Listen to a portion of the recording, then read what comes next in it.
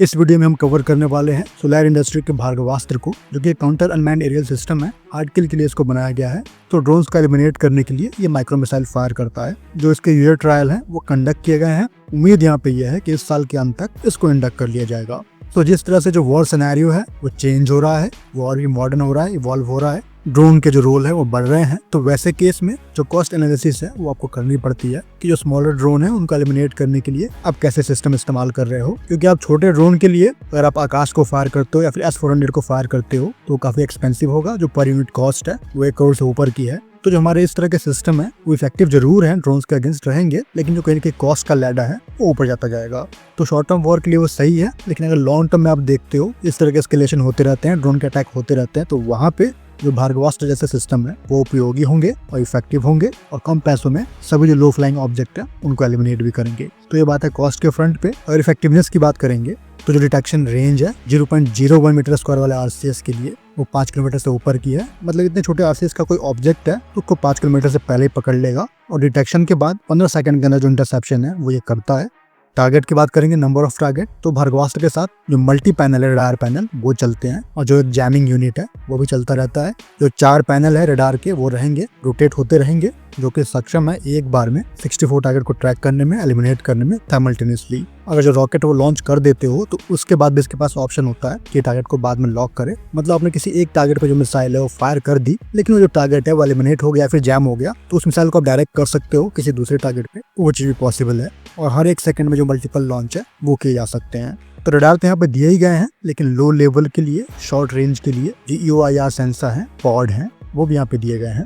तो आज जो 3 टेस्ट फायरिंग है वो कंडक्ट की गई है आर्मी के प्रेजेंस में। 3 ट्रायल हुए हैं, जिसमें से जो 2 ट्रायल हैं उसमें मिसाइल सिंगल मोड में फायर हुई है, जो रॉकेट है सिंगल मोड में फायर हुए हैं, और जो लास्ट ट्रायल था उसमें जो फायरिंग है वो सैल्वो मोड में की गई है। तो प्रत्येक 1 सेकंड पे यानी कि 2 सेकंड के अंदर जो 2 मिसाइल है वो फायर हुई है सैल्वो में। जो उसके डेवलपमेंटल ट्रायल थे वो जनवरी में कंडक्ट किए गए थे, अब जाके यूजर ट्रायल है वो कंडक्ट हुए हैं। उम्मीद यहाँ पे ये है कि इस साल के अंत तक ये इंडक्ट हो जाएंगे। अगर सिस्टम कॉन्फ़िगरेशन की बात करेंगे तो जो इसका C4I प्लेटफॉर्म है वो व्हीकल पे ही होगा, मोबाइल व्हीकल पे, मतलब command control communication system plus जो CMS है, कॉम्बैट मैनेजमेंट सिस्टम, वो एक ही व्हीकल पे होगा और उससे ही जुड़ा होगा मिसाइल का लॉन्चर। और जो एक AI की लेयर है वो बीच में दी गई है और जो काउंटर मेजर यूनिट है वो भी साथ में जुड़ा रहेगा।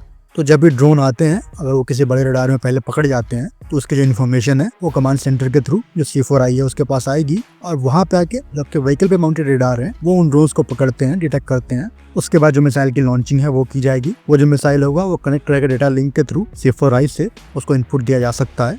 तो ओवरऑल सेंस में बात करेंगे तो ये 3 लेयर में ऑपरेट करेगा। जो पहला लेयर है जो कि डिटेक्शन के लिए है, जिसमें रडार हो गया, RF सेंसर हो गया, इलेक्ट्रो-ऑप्टिकल सिस्टम हो गया, आइडेंटिफिकेशन और ट्रैक के लिए, तो ये डिटेक्शन के रोल हो गया। अगर आप 10 किलोमीटर का अराउंड देख लेते हो ड्रोन को, तो जो इसके बाद स्टेज आएगा वो जैमिंग का आएगा, स्पूफिंग का आएगा, जहाँ पे आप ड्रोन को जैम करके स्पूफ करके नीचे गिराना चाहोगे, उसके GPS को जैम करना चाहोगे या जो भी कम्युनिकेशन लिंक है उसको आप जैम करना चाहोगे।